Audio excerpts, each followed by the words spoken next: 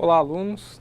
Estamos aqui em mais uma das nossas aulas, né, para a gente, agora justamente para a gente unir todo o conhecimento que a gente apresentou durante todas essas aulas aí com vocês, né? Então, esse é o momento de a gente conseguir juntar todos aqueles conceitos, verificar com alguma dúvida que tenha ficado, né, durante esse período, né? Então, analisar todo o conteúdo que foi passado nesse intervalo de tempo. Então, basicamente, nós vamos falar sobre segurança, sobre interface visual usando frameworks, front-end, back-end, vamos falar sobre modelos MVC, modelos de desenvolvimento MVC, vamos falar sobre segurança, enfim, vamos juntar todo aquele emaranhado de conteúdo para daqui para frente, né, vocês poderem se dedicar, né, e se tornarem bons programadores, utilizar novas técnicas para desenvolvimento de software. Estamos aqui também com o professor José Márcio, para que nos auxilie aí durante esse período. Olá, pessoal. Espero que nessa aula aí a gente consiga aí dirimir as últimas dúvidas que possam ainda ter. E estamos aí para apoiá-los no desenvolvimento aí do curso aí para vocês. Ok, então vamos dar início ao nosso conteúdo, né? Hoje na nossa teleaula nós vamos falar sobre segurança, sobre RESTful, sobre interface visual com o usuário, comunicação assíncrona e armazenamento de dados, né? Tudo isso aqui ele envolve todos os frameworks e ferramentas que nós vimos para utilizar dentro da nossa programação, né? O objetivo da nossa teleaula de hoje, demonstrar como trabalhar com criptografia de dados, utilizando recursos de segurança, né? Isso nós vamos falar dos tipos, relembrar alguns tipos de criptografia, e entender como criar interfaces mais amigáveis, utilizando o framework Bootstrap. Nós vamos criar uma conexão assíncrona utilizando Ajax para comunicação com uma API. Isso aqui nós vamos falar um pouco sobre jQuery. Compreender como pode funcionar a persistência de dados utilizando recursos da linguagem de marcação HTML5, né? E aí nós vamos diferenciar os dois conteúdos sobre armazenamento de sessão, né, e sobre o armazenamento local mesmo, um similar à sessão do PHP, outro similar ao cookie, né, do próprio PHP também, que é utilizado dentro dos navegadores. Bom, vamos falar aqui sobre o nosso primeiro tópico então, né, vamos falar sobre segurança. Segurança da informação, né, especificamente assim, num contexto geral, né. O mundo alterou na última década seu conceito sobre informação, né, dando a ela valor que realmente tem, né, criando o que? Alternativas cada vez mais seguras para armazená-las e protegê-las, né. Hoje a gente utiliza grandes serviços, né, como Google, Facebook, Hotmail, Amazon e outros, né, e a gente contribui para quê? Com informação para essas empresas, né, que elas utilizam para o bem, né, para nos aproximar de conteúdos que procuramos e utilizamos na internet. E entre esses dados, né, que são trabalhados aí, né, essa questão de segurança que essas empresas utilizam, normalmente dependendo do tipo de informação que é colocada, necessita-se utilizar alguns critérios para manter essas informações seguras, né. Alguns critérios que a gente coloca aqui, né, são os tipos de criptografia existente hoje, né, que são normalmente utilizados, certo? São eles: one-way, criptografia simétrica e criptografia assimétrica, né? Vamos começar pelo one-way, né, falando aqui. Especificamente aqui já está desenhado duas funções que nós vamos utilizar: MD5 e SHA-1, certo? Então esse modelo one-way, ele é um modelo conhecido, né, de uma via de transcrição só, né, é uma única via, né, que cifra um determinado texto para outro com tamanho e significância indeterminada. Criptografia simétrica usa, né, uma informação confidencial entre dois agentes, e a criptografia assimétrica usa uma informação pública e uma informação confidencial entre dois ou mais agentes, né? Então nós temos esses três tipos de criptografia, né? One-way, criptografia simétrica, criptografia assimétrica, né? O one-way, ele trata-se de um tipo de criptografia em que a informação, ela é embaralhada, né? É transformada em uma informação que não pode ser lida por algum interceptador, só que ela é uma via de mão única, né? O que acontece? No momento em que ela é criptografada, essa informação, ela automaticamente toda é embaralhada. Uma palavra com dois caracteres pode virar um embaralhamento de 30 caracteres, né?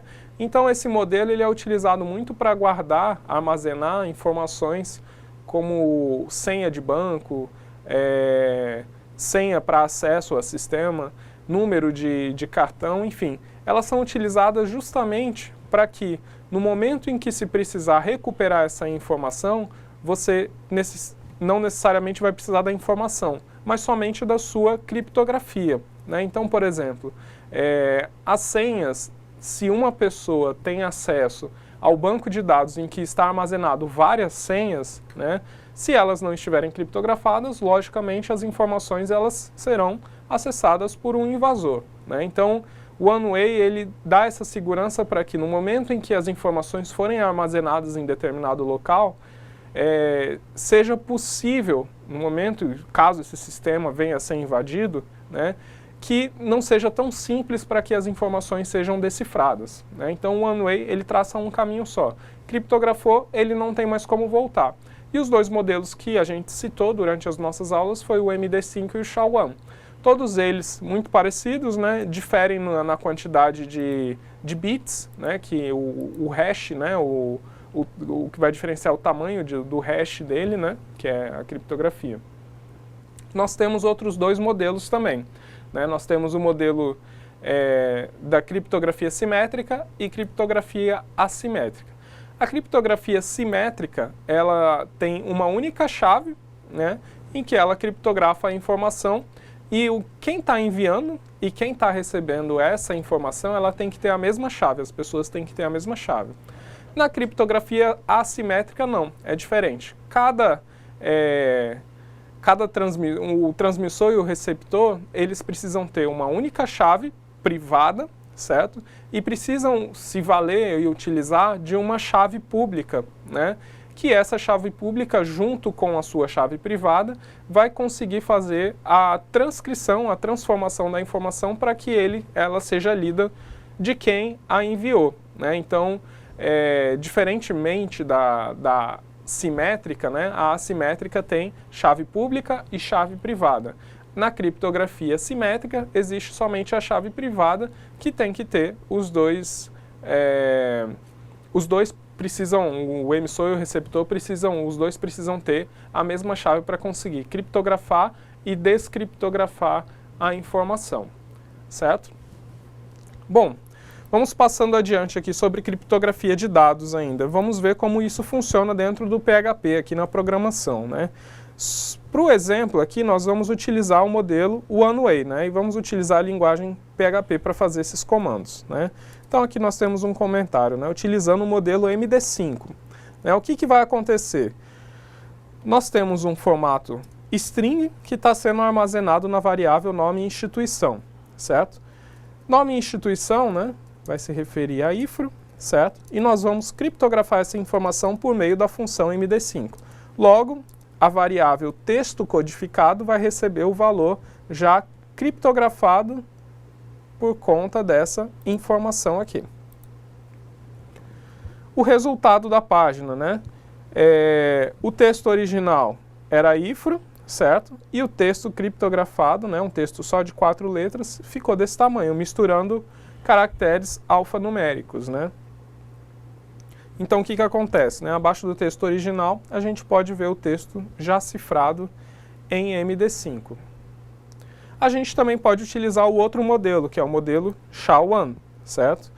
Então, para utilizar o modelo SHA-1, ele funciona da mesma situação. Nós temos uma palavrinha aqui que é do tipo string, que está sendo armazenado na variável nome instituição. Essa variável nome instituição, que está aqui, possui a palavrinha IFRO, né? Logo, nós iremos chamar, através da função SHA-1, a criptografia. E ela vai armazenar esses valores dentro da variável texto codificado. Então, o texto original era IFRO, né? E a criptografia, ela ficou desse jeito, né? Então, o caractere é todo embaralhado. O que acontece, né? Nós podemos ver uma distinção entre os dois métodos. Na criptografia MD5, nós tínhamos um formato um pouquinho mais curto, né? Menos caracteres, né?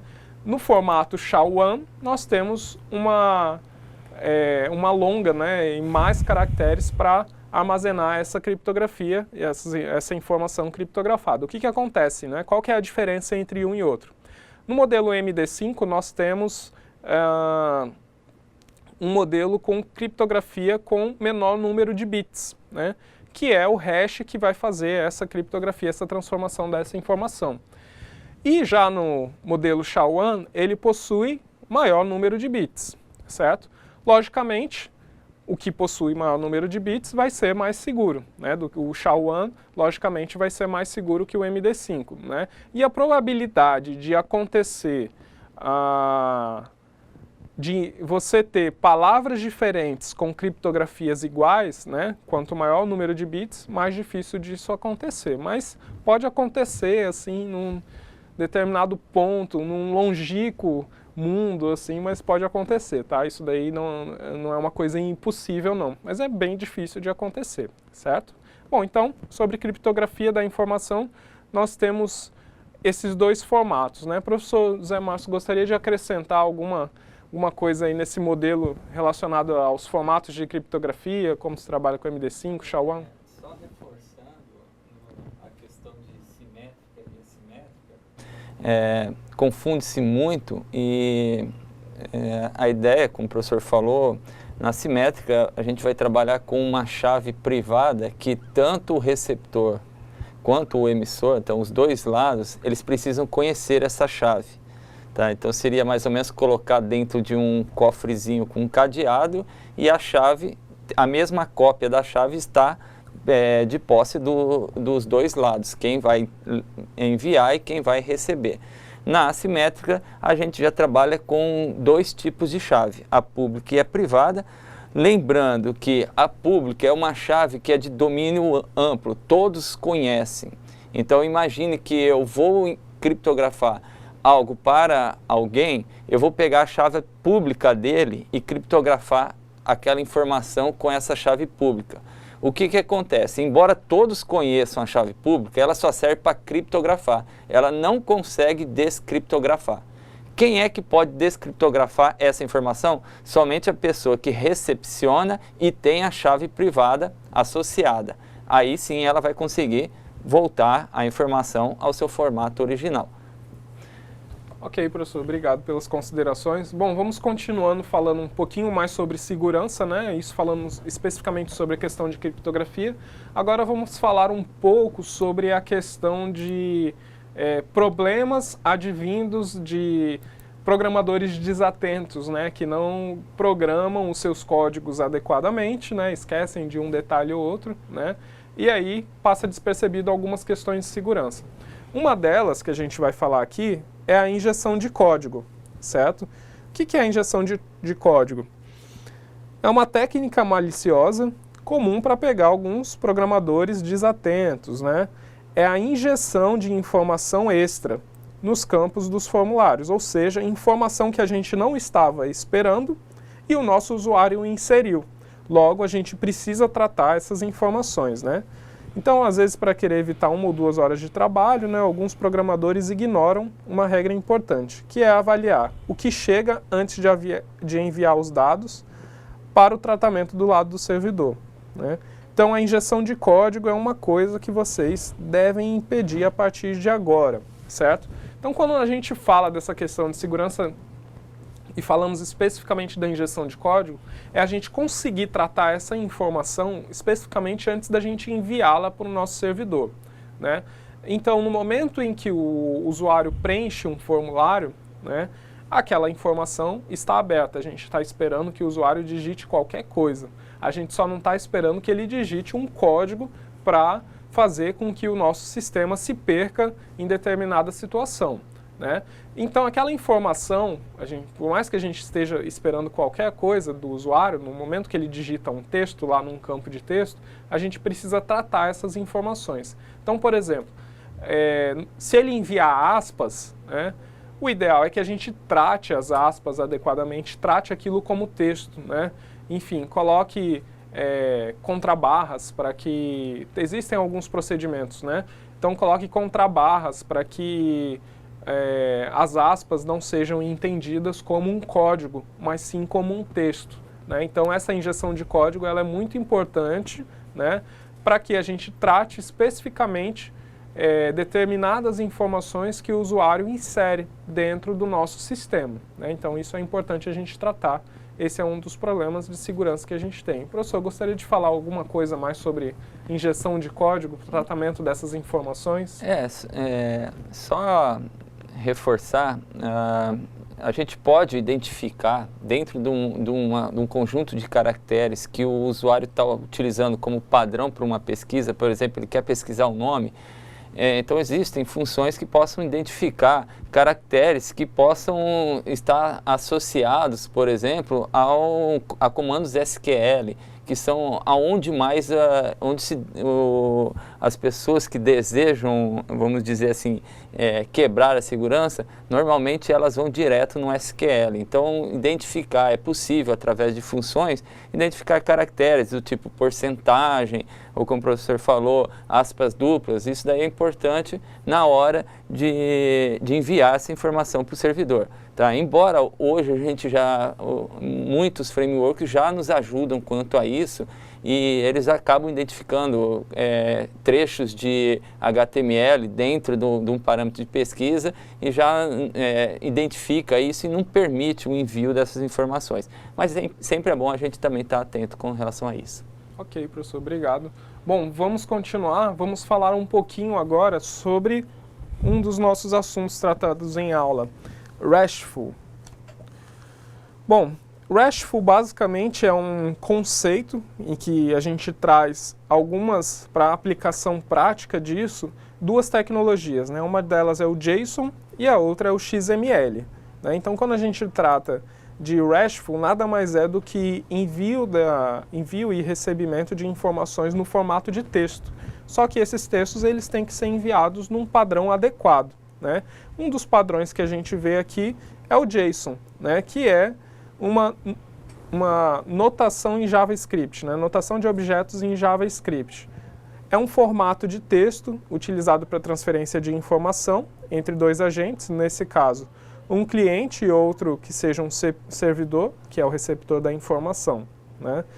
O formato ele possui uma estrutura simples e pode ser aplicado em qualquer linguagem de programação, porém, é normalmente interpretado por um JavaScript. Então, por exemplo, aí, nós temos algumas estruturas do JSON para utilizar dentro das nossas programações, dos nossos códigos de programação. Nós temos alguns exemplos aqui em que isso daqui ele segue um padrão, onde nós temos o campo, certo? Que é a chave, né? E nós temos o valor desse campo, o valor dessa chave. Então, todos eles possuem esse padrão, né? O campo e o valor, né? Todos eles precisam estar sempre com abertura de chaves, aspas, todas as palavrinhas precisam estar entre aspas, se for uma string. Se for um número, como o exemplo aqui, ele não precisa estar entre aspas. Você pode armazenar várias informações, como por exemplo aqui nós temos código e nós temos nome, né? Então, um campo código e um campo nome.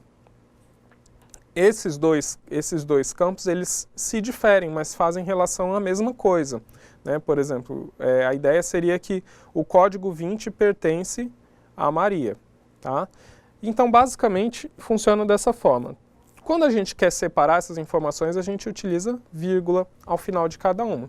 E depois, logicamente, a gente precisa fechar as nossas chaves. A gente pode utilizar um outro formato de estrutura também, né? Que são as listas. A gente pode fazer elas sem identificação ou com identificação. Nas listas sem identificação, a gente pode armazenar várias informações da mesma coisa que a gente quer. Então, por exemplo, eu quero saber todos os códigos e nome das pessoas de determinada cidade. Então, aqui nesse caso, eu estou pegando a chave que é código e o valor que é 20, né? Nesse caso, o código 20 pertence a Maria, né? Então, o nome é Maria. Toda vez, a chave é separada do valor também por 2 pontos, né? Todos eles são separados por 2 pontos, ok? Ao final de cada linha, de cada chave, em uma lista, eu coloco vírgula. O último não precisa de vírgula, né? Não tem nada aqui. Para fechar a minha lista, eu fecho com colchetes. Então, eu tenho que abrir com colchetes e fechar com colchetes. Cada linha representa uma informação. Então, ela precisa ter chaves e chaves, ok? Bom, no PHP, né, a gente pode utilizar isso também. É uma estrutura básica aqui no formato JSON. Nada mais é do que aquela informação que a gente viu no slide anterior, porém, ela está sendo atribuída para uma variável JSON, né? A gente só precisa definir que essa página, né, ela tem um formato de JSON, né? O tipo de conteúdo aqui dela é uma aplicação do tipo JSON. E aqui nós temos todas as informações conforme o slide anterior. A diferença aqui é que a gente coloca as contrabarras para que as aspas duplas possam ser interpretadas de forma adequada, ou seja, como um texto. Nós temos um outro formato também no RESTful, né, no conceito de RESTful, que é o XML. Né? Então, o XML, para fazer uma definição, né, o XML nós temos tags, né? Então percebam que eles se parecem muito com HTML, né? Então trata-se de uma linguagem de marcação. Então nós temos a mesma situação. Só que diferente do JSON, ele é um pouquinho mais estruturado, né? Ele funciona num formato de hierarquia. Então, por exemplo, se eu quero dizer que eu vou pegar o código e o nome de um aluno, né, eu preciso primeiramente estruturar hierarquicamente a minha tag do aluno. Então, eu abro o aluno aqui e fecho o aluno aqui. E aqui dentro eu coloco o meu código referente, né, a minha informação referente ao código e ao nome, né? Então, Maria possui o código 20. A mesma coisa para cá. Júnior possui o código 30. Todos eles estão em uma nova estrutura. A partir do momento que eu usei o fechamento de aluno aqui, eu posso abrir um novo aluno. Então, funciona dessa forma, né? Todos esses códigos no mesmo formato. Percebam que aqui embaixo eu estou fechando o aluno que é o aluno júnior e abrindo um novo aluno, que ele continua aqui, né?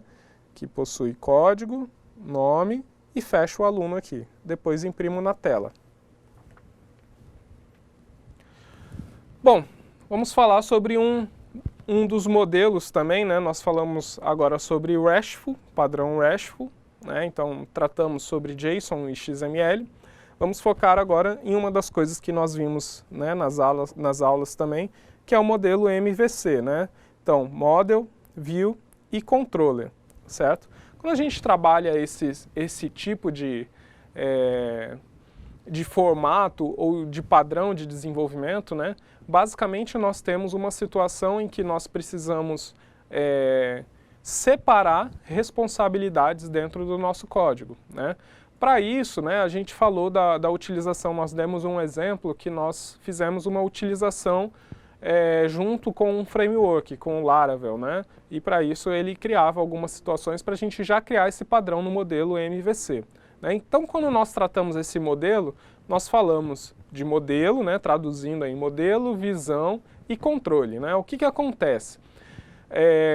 O usuário, quando ele interage com o seu sistema, não necessariamente ele precisa interagir diretamente com o banco de dados, né? Ele interage com a sua parte visual do sistema, né? E a partir dali ele dá ações para o sistema. Essas ações, elas vão requisitar as informações da sua regra de negócio, enfim, controlar as suas informações e só depois passar pelo banco de dados. né? Então, a partir desse modelo, nós criamos uma estrutura hierárquica para o seu sistema, né? E criamos padrão para fazer reaproveitamento de código também dentro do seu sistema, dentro do desenvolvimento. Então, nada mais é do que um padrão de desenvolvimento de software, né? Geralmente, largamente utilizado na web, né? Que é o foco de vocês também para esse curso. Então, quando nós utilizamos esse modelo, a ideia principal é fazer com que separe responsabilidades, tenha reaproveitamento de código, né? Que o seu usuário não acesse diretamente o banco de dados, ou seja, nós trabalhamos uma questão de segurança dessas informações, então ele precisa seguir níveis hierárquicos, né?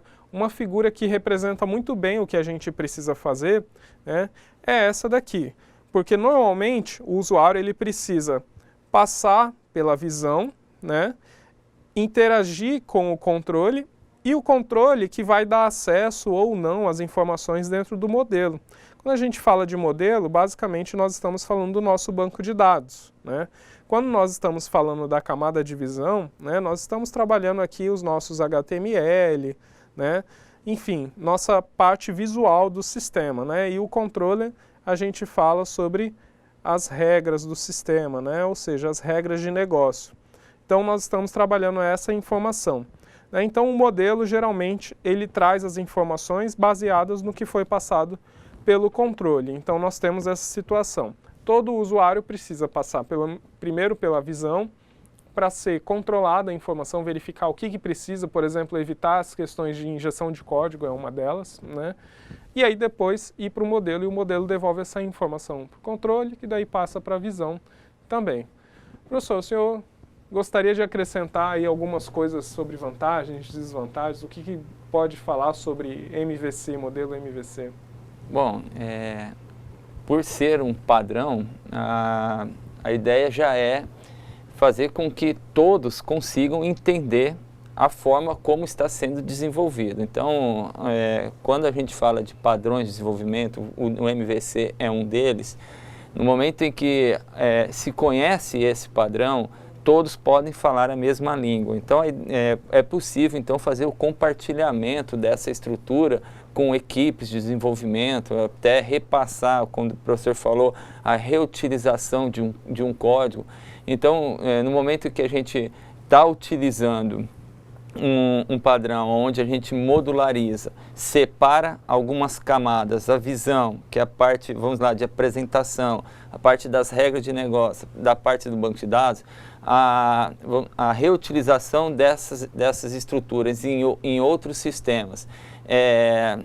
A facilidade de manutenção, já que a gente vai direto, se eu quero mudar uma regra de negócio, eu quero mudar um cálculo que era feito anteriormente, a porcentagem era 10, eu quero mudar para 20, então já se sabe aonde vai agir e não vai influenciar no restante da estrutura, no restante do teu código. Então a importância de se trabalhar com esses padrões, e principalmente na questão de trabalhar com MVC, a reusabilidade, possibilidade de manutenção do código tornar-se mais fácil, a separação das responsabilidades, então é possível a gente trabalhar com equipes multidisciplinares aí no desenvolvimento de uma aplicação que elas possam estar trabalhando em paralelo. Então, isso daí são facilidades do MVC. Embora alguma coisa se fale em relação a pequenas aplicações que ele torna um pouco mais difícil, mas aí tem que se balancear para ver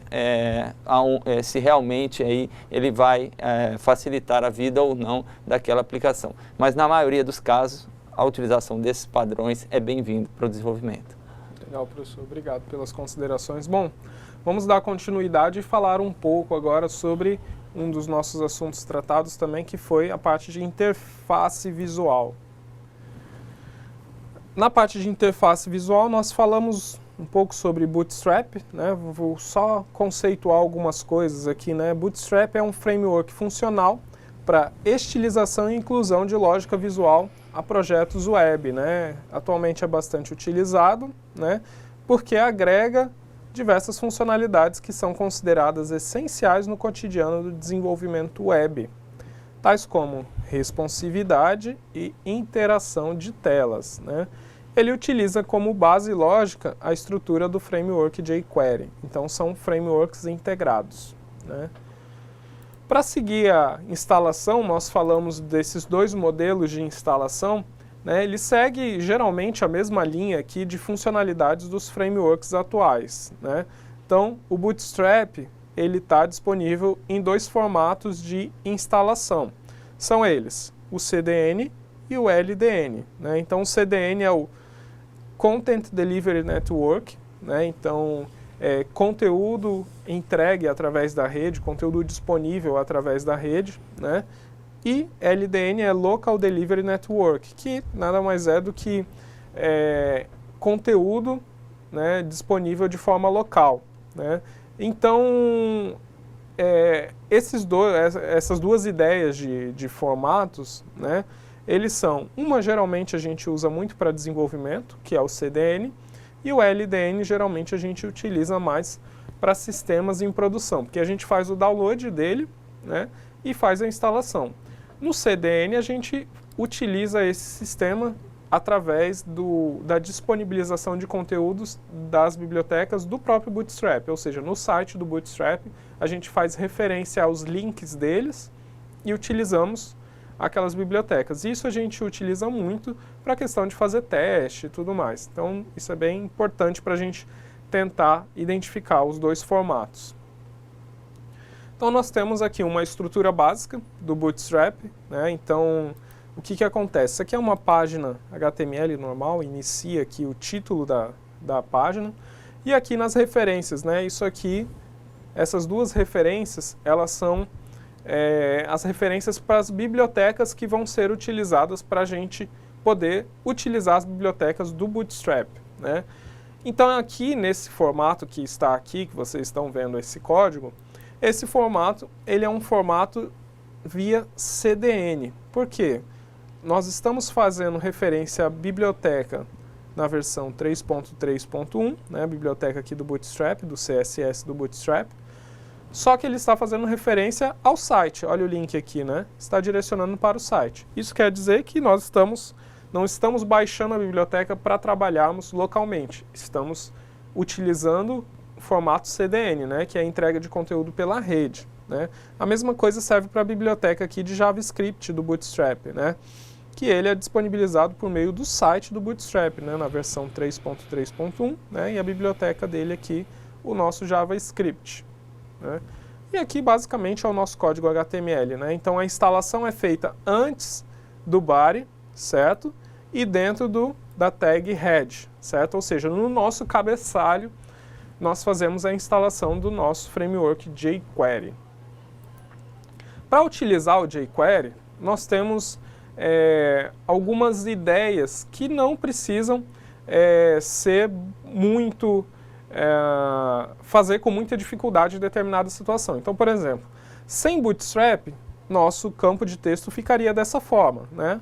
Normal. Com Bootstrap, nós acrescentaríamos um class, que é a class que faz referência ao controle de formulário. O que aconteceria? Olha aqui, nós temos esse formato sem Bootstrap e esse com Bootstrap. Cantos arredondados, cor azul, um pouco mais elegante, né? Então, dessa forma, a gente daria uma vida para os nossos sistemas. Nós podemos criar facilmente componentes visuais de forma aprimorada em HTML5 utilizando o Bootstrap, né? Então, ó, sem Bootstrap, com Bootstrap, sem Bootstrap, com Bootstrap, né? Aqui também, sem, com, né? Então, nós conseguimos fazer, ao invés da gente ter aquelas janelinhas de alerta, nós podemos fazer mensagens dessa forma. Uma forma um pouco mais elegante de deixar o nosso sistema, né? Aí, para trabalhar tudo isso, nós podemos fazer uma interface visual um pouco mais avançada, né? E trabalhar a questão de comunicação com jQuery. O que acontece nesse formato, né? Nós utilizamos o Bootstrap justamente só para dar uma cara legal. Vamos fazer aquele view do nosso sistema ficar bonito, né? Deixar ele bem bacana para o nosso usuário, né? Só que nós precisamos fazer essa comunicação entre front-end, que é a nossa parte visual, e back-end, que é todo o nosso sistema funcionando por trás ali, pelos bastidores, né? O que acontece ali não é visível para o nosso usuário. Nós precisamos fazer essa comunicação de alguma forma, né? Para isso, nós podemos utilizar o formato padrão do PHP, PostGet, isso aí vocês já conhecem largamente aí, né, de outras disciplinas, só que nós podemos fazer um formato no estilo API também. Nós criamos um serviço, disponibilizar, e essa comunicação ser feita por meio de jQuery, né? O front-end se comunicando com o back-end. Isso é importante, por exemplo, para a comunicação entre sistemas, né? E essa comunicação de sistemas, ela é feita normalmente no formato que a gente acabou de falar, ou JSON ou XML, utilizando o padrão RESTful. Então, tudo se encaixa no que a gente está falando para vocês, né? Segurança, padrão RESTful, modelo MVC, né? Tudo que a gente está falando acaba se encaixando, né, para que você consiga utilizar da melhor forma e de uma forma um pouco mais avançada aí dentro da sua programação.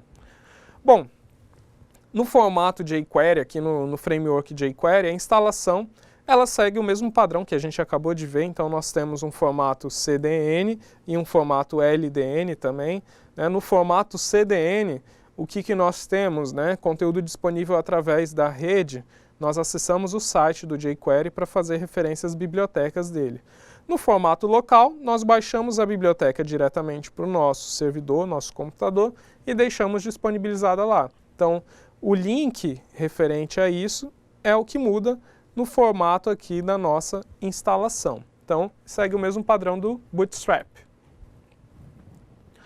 Bom, a interação, como é que acontece, né? jQuery pode interagir com o nosso sistema, né? Ele pode interagir aqui com os elementos da página de 3 formas. O que funciona nessa interação? O que é? O jQuery, ele é, apenas para situar vocês aí, para vocês relembrarem, né? jQuery, ele nada mais é do que uma biblioteca que implementa algumas funções específicas do JavaScript, né? Então o JavaScript ele deixou de ser somente janelinhas de alerta ou coisas muito simplificadas e passaram a ter um trabalho muito grande com a questão do AJAX, né? Que é a questão do conteúdo assíncrono, carregar apenas determinados pontos da minha página para não sobrecarregar todo o meu servidor, né? Nas idas e vindas de informação, a gente carregar aquilo que somente é necessário. E o jQuery, ele funciona, ele traz algumas funções já implementadas disso, para funcionar para que você não tenha, não tenha tanto trabalho para implementar determinadas informações. E ele trata especificamente parte visual. Ele consegue se comunicar com o back-end do seu sistema por meio de notações JSON ou XML, né? Então, desses dois formatos, o padrão RESTful que a gente conseguiu ver ainda há pouco, né? Mas ele trata especificamente ali da cara do seu sistema, mais nada, faz essa interação. Então ele precisa, se ele trata ali da cara, ele não vai no servidor, ele só faz requisições via texto, então logicamente ele precisa interagir com os elementos da página que você cria. Então ele pode interagir de 3 formatos, né, como a gente viu aqui. Esses formatos são pelo tipo, certo? Que nesse caso são as tags HTML. Ele pode interagir pela classe, que nesse caso a gente viu um exemplo lá do Bootstrap, que interage por classe, e pelo ID, né? Então, tem esses formatos para fazer a interação, né? Então, aqui nós temos um exemplo de interação, né? O que acontece, né? A gente vai ter um campo de texto e um botão e dá um alerta no que for escrito. O que acontece? Aqui em cima nós temos toda a instalação dele, certo? No formato CDN. Percebam a leitura dos links aqui. E aqui nós temos um script que vai chamar as bibliotecas do Bootstrap ou do jQuery para fazer ele funcionar. O que nós temos que fazer? A função read, lembram da função read, o que ela faz? Só faz isso funcionar depois que toda a página for carregada. Então garante para a gente que toda a página vai ser carregada e só depois essas funções serão executadas. Então o que acontece? O botão que a gente vai verificar, ele tem o ID btn confirmar. Por que eu sei que é o ID? Porque o ID faz referência como hashtag. Se for classe, faz referência como um ponto. E se for um elemento de HTML, ele faz a interação por meio de somente pelo nome da tag, né? Então, quando o btn confirmar foi clicado, apareceu um alerta com o valor de txt nome, né? Então aqui nós temos, ó, prestar atenção na ID dos nossos campos, certo? Então esse aqui é o nosso campo de texto e esse aqui é o nosso botão. Beleza, as interações que funcionam aí com o servidor, né? Então nesse exemplo aqui a gente vai utilizar um recurso que é muito importante hoje, chamado de API, né? Ou seja, a gente vai consumir uma API e obter um conjunto de informações dela. Então a nossa página PHP vai interagir com a nossa API, chamando através da URL, e a API vai devolver as informações para a nossa página PHP. Então, o que a gente faz inicialmente? Criamos o back-end, né? Então, nós temos o post das informações que vão ser recebidas, nós vamos ter o get das informações, que essas informações, olha aqui o get, que elas vão ser recebidas por meio da URL da página, certo? Que no caso vai ser a chamada feita pela nossa API, né? Depois que essas informações aqui foram recebidas, vai ser feita uma conexão com o banco de dados, então nós temos a função aqui que conecta ao banco, seleciona o banco de dados, né? E depois nós vamos inserir essas informações dentro do nosso banco. Após isso ter acontecido, nós vamos devolver a informação para a nossa API, que no caso é uma MSG aqui, no caso essa mensagem é num formato JSON, percebam, chave, MSG e valor, cadastro realizado com sucesso.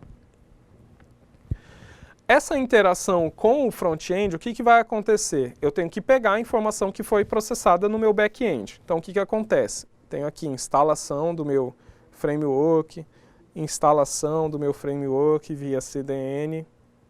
Aqui está o que importa para a gente, né? Então, após o documento ser lido, né, função.read aqui, que vocês estão vendo, certo? Beleza, após a página ser carregada, o que vai acontecer? Quando o btn confirmar for clicado, eu vou chamar a função getJSON, né, e enviar essas informações para URL cadastro cliente.php. Quais informações que eu vou enviar? TXT nome, TXT cidade, TXT UF, TXT senha, né? E vou enviar com essas chaves. Essas chaves vão ser lidas pela minha página. Depois que eu enviar as informações, lembram? Ela foi processada lá atrás agorinha. O que devolveu? Ela devolveu uma informação que tinha o quê? MSG como chave, né? Então ele devolveu um JSON com MSG como chave. E aqui está o restante aqui do meu código, né? Que era um formulário onde nós temos TXT nome aqui, ó, os IDs, são eles que fazem a diferença para a gente poder enviar essas informações. Olha o btn confirmar aqui. Então nós temos botão e campos de texto. Bom, vamos falar um pouquinho também sobre armazenamento de dados, né? Ficou claro aí a situação em relação à interação entre back-end e front-end, né? É interessante destacar aí, né, nessa situação que back-end ele trata especificamente aí das linguagens de programação, interação, linguagem dinâmica, receber informação, enviar, processar, né? E o front-end ele trata só da parte visual, né, da cara ali para mostrar para o usuário, né? Então, basicamente, para vocês entenderem como funciona essa interação, geralmente feita via um formato RESTful, né, ou JSON ou XML. Bom, vamos falar agora desse formato de armazenamento que nós temos dentro do HTML5, né? Então, existem dois tipos básicos de armazenamento, né, de dados dentro do HTML5. Um deles é o Local Storage e o outro é o Session Storage, né? Então, o Local Storage, armazenamento local, então armazena dentro do nosso navegador localmente, né? Ou seja, dentro do navegador do usuário. E o sessão, né, a Session Storage, funciona como uma sessão para armazenamento na seção do browser, ou seja, browser fechado, informação perdida. Local Storage, browser fechado, a informação se mantém lá dentro do nosso computador armazenada, né? O armazenamento utilizando Session Storage, né, é bem simples, né? Como que a gente faz? a gente chama a função sessionStorage.setItem, né? Enviamos qual é a chave, no formato parecido com o JSON, e o valor, né? A chave é a identificação da informação e é por ela que nós poderemos ter acesso à informação novamente. Então, o que acontece aqui? Nós temos duas funções, uma criar informação e a outra mostrar a informação. Na criar informação, nós enviamos um alerta aqui, né? E depois setamos, né? Chave nome, valor IFRO.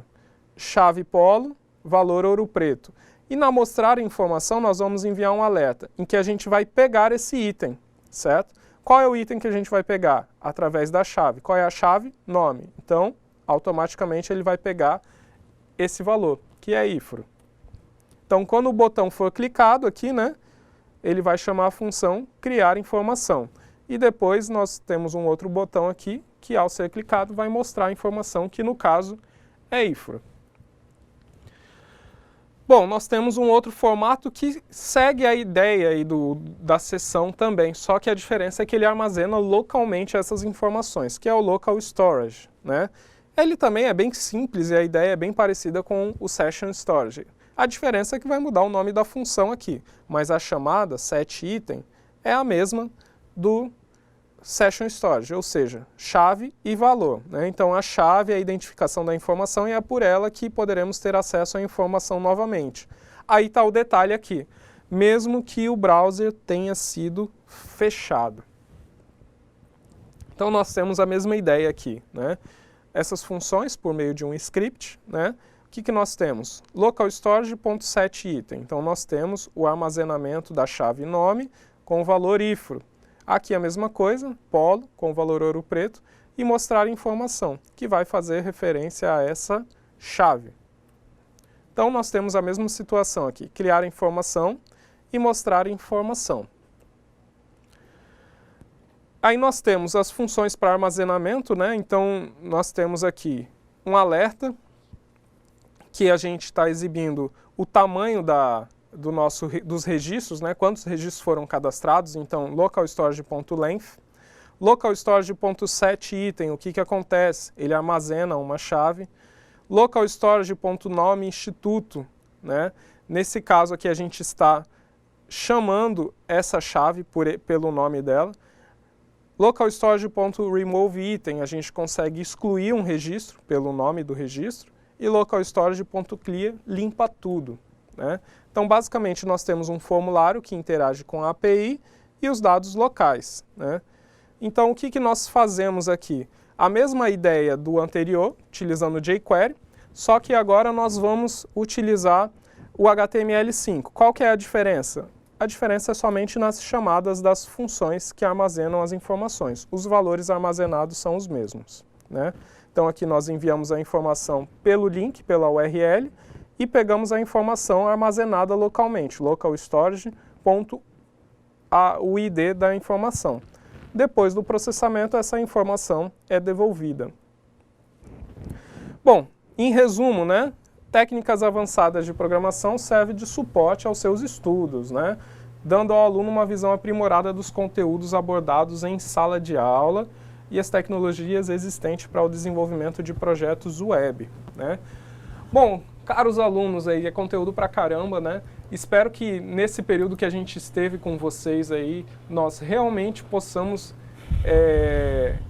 ter conseguido atingir, né, as suas expectativas, aí passando algumas técnicas e formas de se programar melhor, desenvolver melhor, né? Professor José Márcio, o senhor esteve com a gente aí durante todo esse período. Obrigado pela participação. Obrigado a todos também aí. Espero que vocês possam fazer uma boa prova. Obrigado, professor. Então, caros alunos, muito obrigado pela participação de vocês e até a próxima.